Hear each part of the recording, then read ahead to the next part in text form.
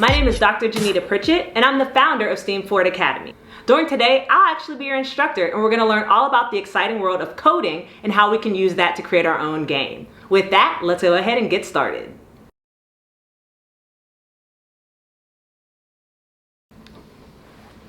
Have you ever wondered how the apps on your phone work? Or perhaps how the spreadsheets in an Excel form actually work? Well, it's all based on coding. Now, coding, or what's sometimes known as computer programming, is the language that we use to talk to computers. And the best part is anyone can learn how to code. Now, coding is really just the way we make the instructions to tell the series of commands that we want the computer to actually execute on our behalf. Now, you're probably asking, well, why do I care about coding? Well, when you think about everything that's around us, whether it's our mobile devices, your computer, even really how your TV functions, there's some coding behind that. And if you take the time to learn that skill, that's something that you can carry with you forever and may ultimately lead to a new job. Now you're probably like, well, why do I care about that? Well, the job market for coders and computer programmers is booming. There's so many opportunities for you to earn a ton of money with this new skill that you can stand to learn. Now, coding can be difficult, I'm not gonna lie, but with the activity that we're going to learn how to do today, you're going to learn some of the fundamental aspects there are inside of coding. There really are two different types of coding programs. There are text-based coding and there are block coding. What we're going to be focusing on today is your block coding. Text coding is great. It's a little more advanced. It's things like Java or JavaScript or maybe even C or C++. You probably heard those terms. But those require a bit more knowledge, a bit more hands-on learning to execute. But with block coding, we're going to be using a drag and drop formula to be able to execute the commands that we want to do. Now, don't be fooled. Behind the block codes that we're going to be using, there are text codes that have gone into creating those blocks. And then we're going to use our computer savvy and knowledge to order them to execute the actions that we want. But in this exciting activity that we're going to be doing, you're going to learn how to start thinking like a computer and executing the actions that we want in order to create a program that we desire. Now, for this activity, we're going to be using a program that's known as Hour of Code. And the best part is it's free. So all you need to do is go ahead and grab your mobile device or your computer and head over to hourofcode.com to get started. Let's go. So head over to Google and type in Hour of Code, or you can directly go to hourofcode.com. We're going to be using this platform to actually do our coding. Now, one of the great things is they have a ton of different activities that you can explore, and they're completely free. So if we click on the Activities tab, we actually get prompted to an area where we can type in what we're searching for. For today's activity, we are going to be doing a sports game. So go ahead and type in the word sports, and you should click on that second one that looks like it includes an NBA logo and a WNBA logo as well. And we're going to be learning how to code our own sports game. Now, once you have a chance to click on that app, that's going to open up our workspace where we're going to be able to enter our code information into. Now, each one of these has a puzzle that we're going to be completing and a series of instructions. So for this first one, it says attach a block to the left arrow block and press run. And we're going to move our hand using our left arrow. So you can see by attaching that block, we are able to now create that first little bit of code and complete our first puzzle. Now, each one of these is going to get a little bit more challenging. So let's see what happens with that second one. So again, here we have two blocks, one left arrow and one right arrow. So basically this is saying when we click on that arrow, it's going to do whatever command we tell it. So for the when left arrow command, we're going to click that block associated with moving it to the left. And for the right arrow, we're going to add the move to the right. Once you are satisfied with your code, we're able to hit run in the left corner.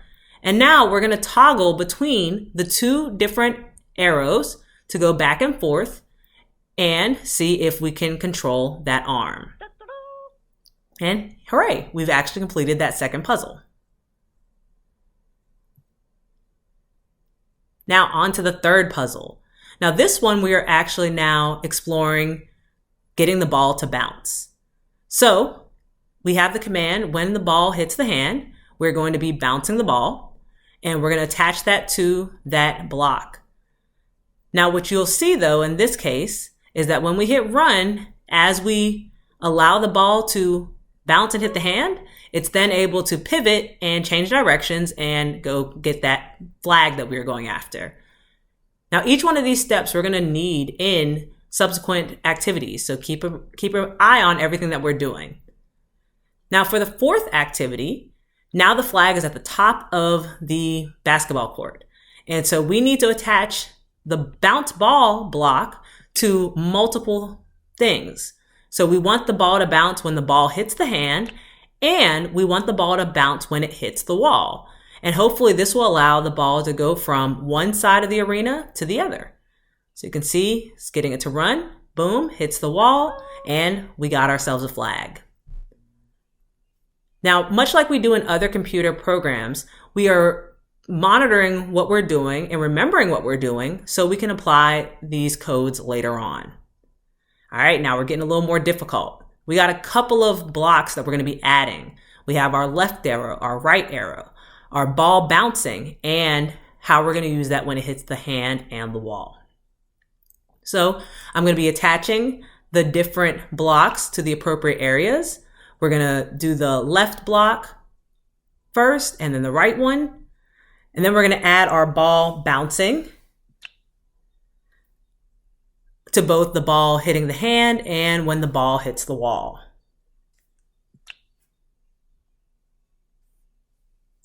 Once we're satisfied with the sequence that we've come up with, we hit run. Oh no, we see something is not right.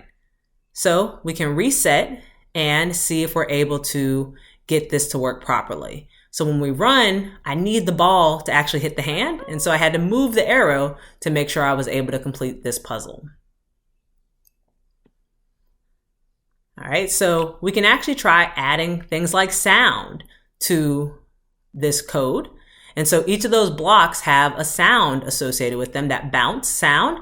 And so now we're gonna run and actually hear the ball bouncing as it's hitting our different objects, the wall or the hand, because we've now programmed the game to do so. So as I move, you can see I'm now working on my skills to see if I can get it to actually capture that flag or hit that flag and score my points. And just like that, we're on to our sixth puzzle. So each one of these is going to get a little more complicated. So if you need to take a break, pause and try it again. So now this time we are doing all those things that we did before. We're moving to the left, moving to the right. We have our ball bouncing, whether it's hitting our hand or the wall. And then when we get it to the goal, we want to capture our points. So we're going to be able to add our score point number so that it'll actually start tracking the score as we are playing. So again, I'm adding those original blocks, our left and our right block. And you see, if you make a mistake, no worry, you can actually delete and remove. When the ball hits my hand, again, I want it to bounce. And let's go ahead and add a sound. Yep, and as you can see here, I realized I was running out of space pretty quickly. So I actually went through, moved my original programming blocks out of the way, and then just building on as I'm going. So now, again, when my ball hits the wall, I want it to bounce, and may go ahead and add that sound. Again, keep moving things out of the way as you are building out your sequence. So this is different than what happens when you're using text coding, where you have to actually type each command. That requires you to have knowledge of the different commands, maybe even memorizing a lot of them. The benefit of block coding is that you're literally using a series of different blocks in order to create your command or your code. So you can see in this particular game, we do have options of different sounds. And so now for my scoring a point, when it hits the goal, we're going to add a net swish sound. And we can actually even add another sound to simulate cheering. And so have fun with this as you guys are building out your different sequences. And again, adjust the placement of those programming blocks as needed to allow you to build out your sequence accordingly. You may also want to challenge yourself and see, does it matter the order in which I put these blocks? Whether it is the swish first, then the cheering, or the bounce first, then the cheering, you can kind of play with that as you're building out your sequence. And so for here, I thought about it a little bit and figured, you know what? If it's hitting the goal, I probably would hear that swish first. And then I would hear that I scored a point and then cheering. And so you can see you can very easily rearrange your sequence as needed.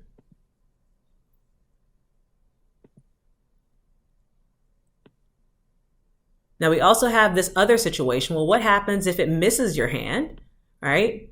And so now the other player, the other team would score a point. And so again, we're going to simulate that net swishing and giving them a whistle signaling that that game or that round is done. Once you're happy with creating your sequence, check it over, make sure you read it and it makes sense. And once you're happy with that, you can go ahead and hit run, and that will allow for your program to proceed. But always double check your sequence to make sure you don't see any bugs or things that you might have to troubleshoot later. One of the good things about coding with blocks instead of with traditional script is that it's a lot easier to troubleshoot along the way. So, all right, so we're ready to test it out. So you can see I hear that ball bouncing, and we're able to get it to go across the arena, across the court, and moving my hand as needed to try to get my points. Unfortunately, I missed that one, so you see the opponent scored rather quickly. Well, that's not fun. Let's try that one more time. So we can go ahead and reset that. The goal was to try to see how many times I could score before the opponent scored twice. So now that I have my idea of how this works, we can reset and try moving to see if we're able to score some points, get some points on the board. And it's trying, okay. That might have been a little bit of travel, but it's so good. And we'll see if we can get it into that net. All right, we got one on the board. Too slow. And again, but you get the gist. All right. So you can keep on rerunning, replaying it, and seeing if you're able to score. That one out the gate, got that 1 point pretty easy. Let's see how we do.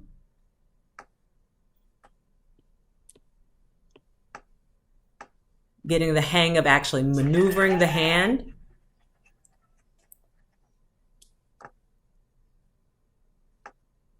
And hopefully can beat the opponent by getting more points into the goal.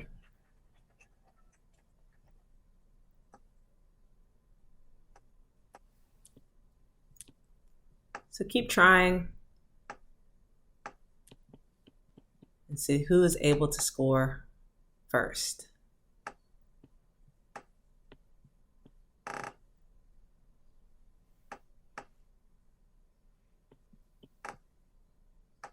So this time I got the opponent running for their money. Going for the big bucks here. If only this was game 7.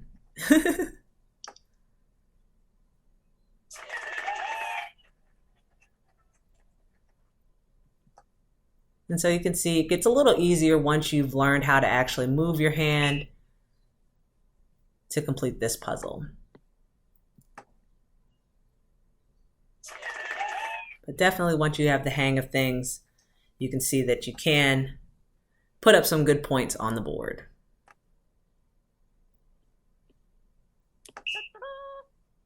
All right, once you're satisfied with that, we can go ahead and move to our second to last puzzle. And so this one, again, we're adding another layer to this. So this is now saying what's going to happen when we hit run. So previously we didn't have to put a command there, but now we're going to actually give the command to say, hey, let's actually throw the ball into the playing field, into where we're playing, and then get everything started. And so now we have to tell it to, yes, throw that ball when we hit run. And then we're going to build out everything else. Those left arrows and the right arrows, we want those to, again, represent going to the left, going to the right when we click that arrow. We also still have the option when the ball is hitting our hand and the ball is hitting the wall. We'll want to still build out the idea of it bouncing and maybe even making a sound. The great thing is with this workspace, we can really adjust it and move it so that you can freely work without any issues. So again, you can see you can add the ball bouncing and the ball making a sound for both the hand and the wall.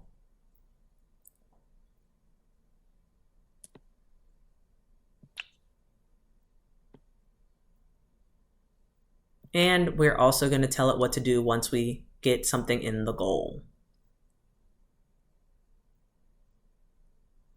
One of the great things that I like about this platform is that it's a free platform that you can do from anywhere. So whether you're working from your phone or from your computer, you have access and ability to code right at your fingertips. So I highly encourage you to explore playing around with not only this game that we're building, but others, and test your skills.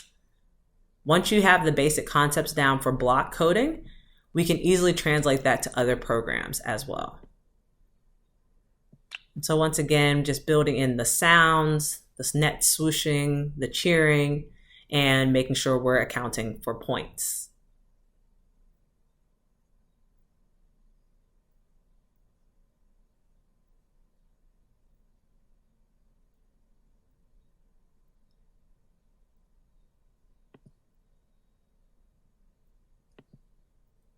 And have fun with it.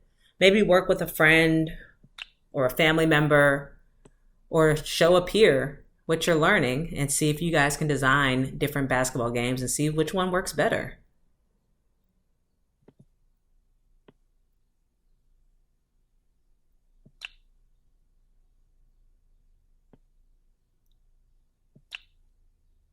And so you can see in this one, we're also going to add a command to throw a new ball in at the end after the goal has been made so that we can keep the game going.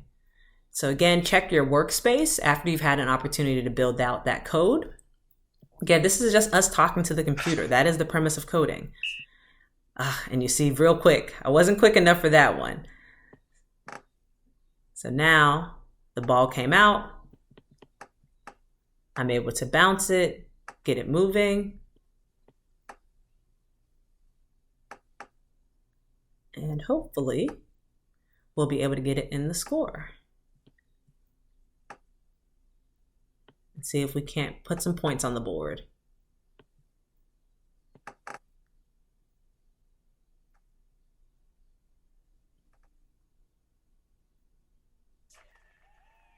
And you can see, took a little effort there, but we did get that into the goal.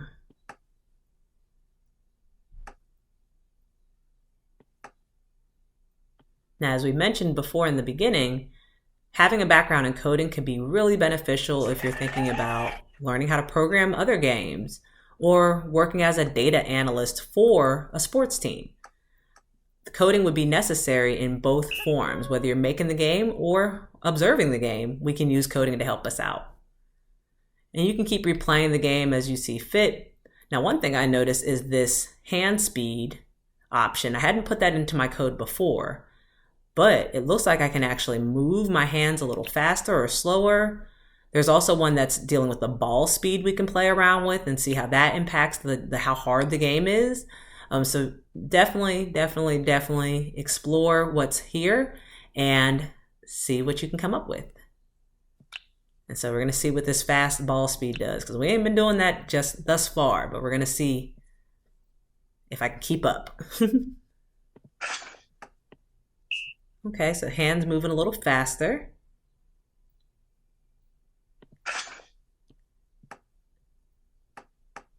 And you can see that helps me get to the ball a lot quicker. So that might be necessary, especially as we start building more complex games.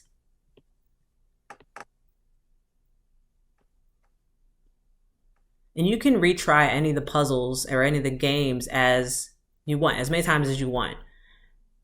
There's a lot of options here for you to explore as you are building out your code.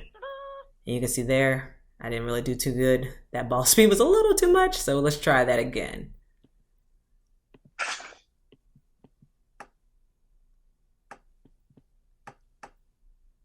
There we go. I think I got the hang of it now.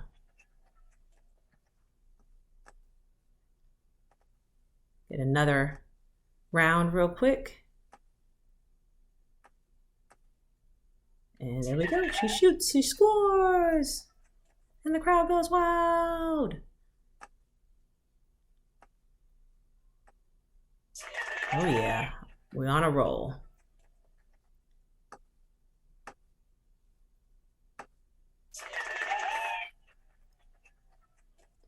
So after you feel satisfied with this particular puzzle, you can complete it by going until the opponent scores twice,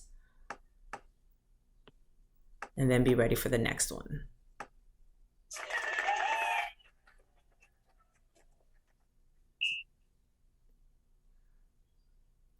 That ball comes at you quick.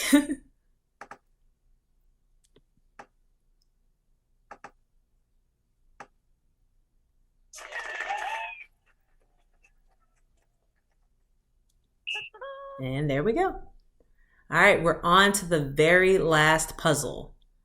Okay, so this one now we're ready to actually create our very own basketball game. So we also have the option to include things like a team that we might want to represent. So you can see here a lot of different team options here. You can pick whichever team you want. I'm gonna scroll through just to see what my options are and figure out what city I want to rep.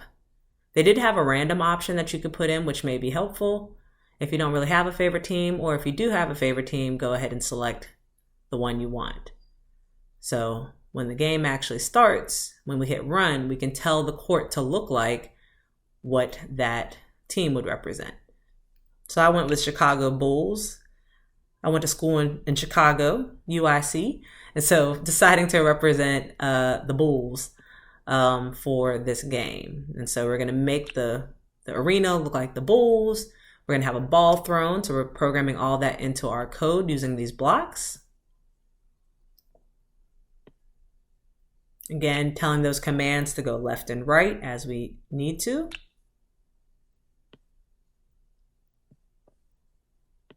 And then working our way to build out the other commands, like making the ball bounce, adding that sound, and getting ready to score. Now, if you have a sibling, a friend, anybody, you can work with them and let them test your game and see how well they can do as well.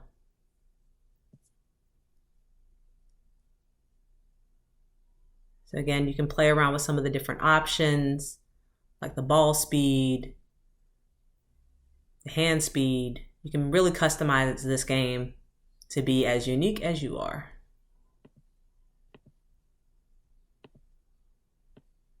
And so you can see a lot of the different commands that we're using are similar to what we used before, because each of the blocks has coding behind it that's being used to talk to the computer to make this game work.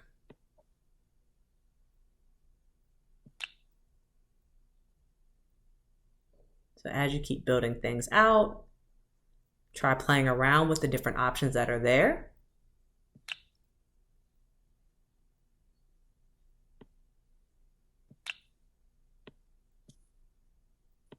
And we'll keep on building. Like I said, if you want to change that hand color, you can. And I think we're ready to go. Whoop, there go my Bulls.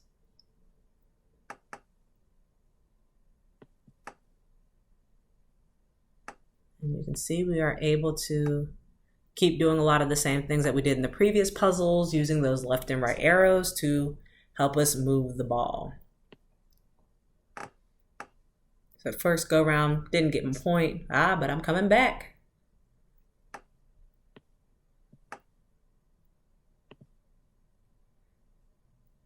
And so what I tried doing to see is if we can actually change teams in the midst of it. And so this time, let's see what happens if we add a command that's basically saying, well, one, we want to hear some cheering when we score. But then two, what happens if we have the other team score? What would happen? So we can try seeing if we can implement a new team or playing around with things like that.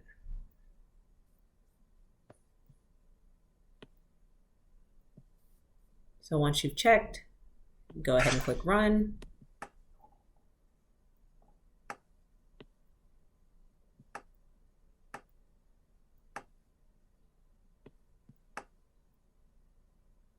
And as you can see, it's working pretty well. Let's see if I can get it into the goal.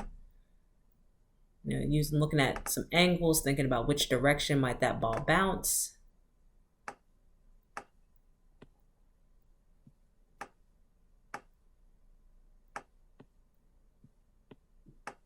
And let's see what we can do. Got one in.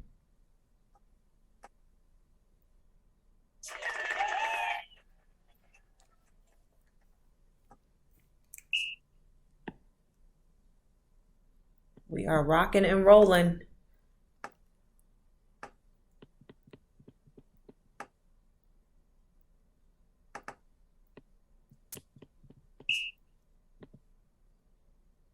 And so once you've had a chance to keep playing with this, you can keep adding to the code, see if you can create a more challenging game by playing around with the hand speed and the ball speed, and see how that works out for you.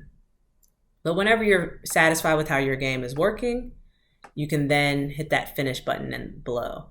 I think I'm gonna try playing with a few different options that exist to see if I can make this game a bit more challenging for myself.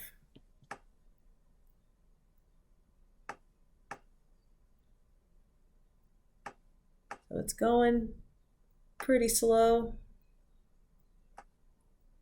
but that ball's making its way up the court.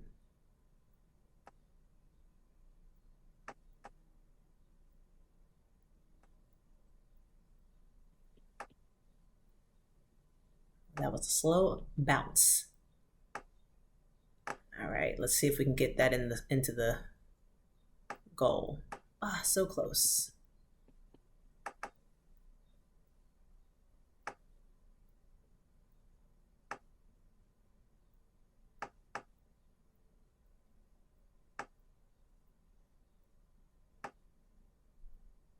And we're trying it again.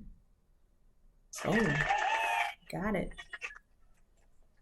So this time around, I think I do want to play around with seeing if we can change the teams in real time. So let's go ahead and go with the Lakers and see if we can make that pop up when the opponent scores. Not sure how this is going to work, but let's see. Okay, so we got the Bulls, boom. And now let's see what happens if the opponent scores rather than myself.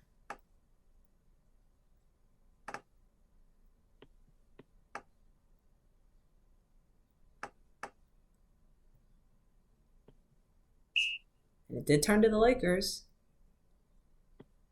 So now it's their turn.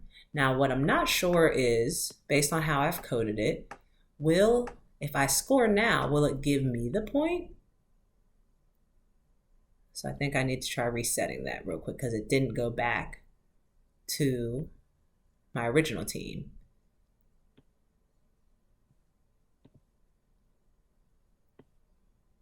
So let's see if that helps it out.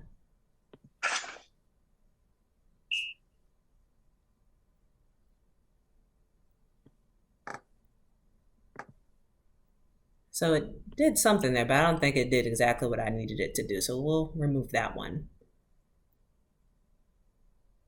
And we can also try playing around with some of the other codes that are there. Let's see how that speed affects things. Make it go really, really fast. I don't know if that's what I want, but we're gonna see.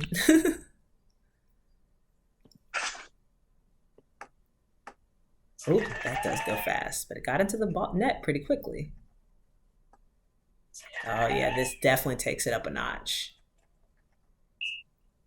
And then turn to the Lakers.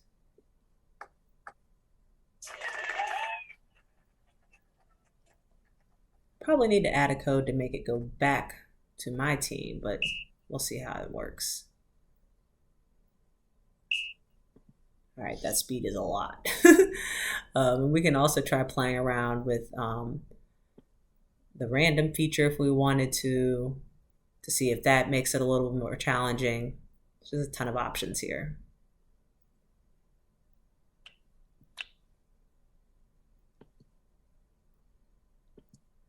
So I want to see if by changing the sequence, if I can make the Chicago Bulls layout come back after I miss the ball. So the opponent has scored. I thought I should have changed to our Lakers, but perhaps since that's the final code, it's not giving me what I want. So we can try again later. So at this point, you guys are master coders. So try playing around with your basketball game and see what kind of options you can come up with.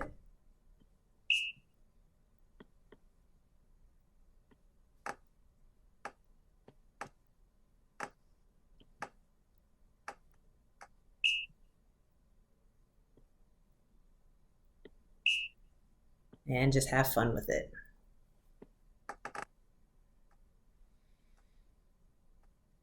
All right, now the opponent is definitely beating me. So I need to do a bit more work here.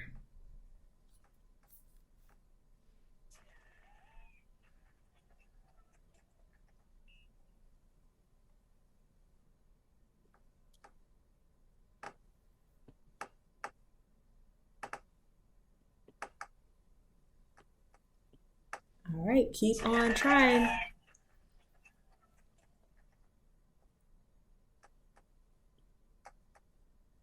Yeah, that fast bounce speed is definitely no joke.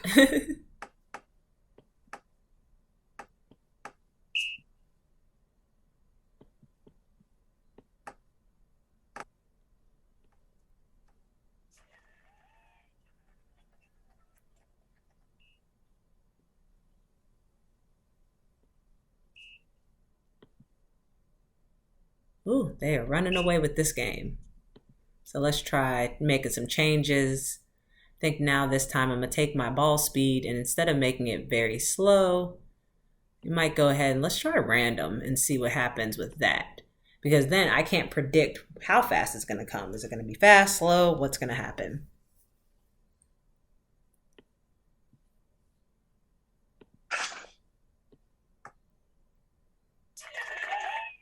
And so you can see sometimes it comes pretty fast.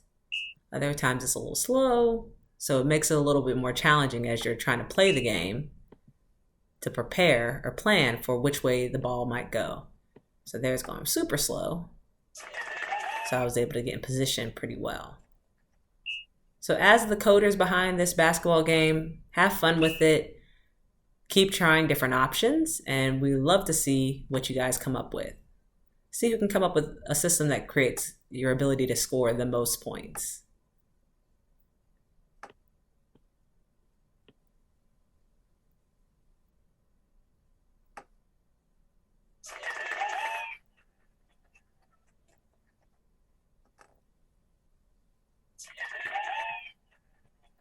And when you're satisfied with your game, you could either hit reset and try making some adjustments to your code, or hit finish to complete the final activity. And you can see that random ball bouncing definitely adds a new layer of difficulty. So once you're done, you can hit finish, and then you can either share what you've created on any of the social media platforms, but when you're done, you also get the option to create your very own certificate. So you can type in your name, as I'm doing right here, Dr. Janita, and create your certificate. And this is just a great thing to add to your repertoire. Hope you guys enjoyed that. Wow, that was so much fun. I don't know about you all, but I had a ton of fun actually creating our very own basketball game. Now, what you should have noticed on that website, hourofcode.com, that there are a ton of activities that you can explore for free. So I encourage you all to keep exploring, keep practicing your coding, and who knows, the sky is the limit with what you can do with this new skill. I want you to remember that coding is all around us, whether it be our computer games or the apps that we use on our phone, the software that we use in Excel, the algorithms that help us to understand and find our favorite music or TV show on Netflix. Coding is everywhere. And so earning and learning this new skill can really help you take yourself far. I hope you all enjoyed putting the T in STEAM today, exploring technology through this coding activity. Now, we have one last thing we'd like to do before we close out, and that's we yell STEAM forward all together. So on the count of 3, I want everyone to yell STEAM forward. 1, 2, 3. STEAM forward! Thanks so much, guys. Can't wait to see you in the next session. Have a great day. Talk to you guys soon. Bye.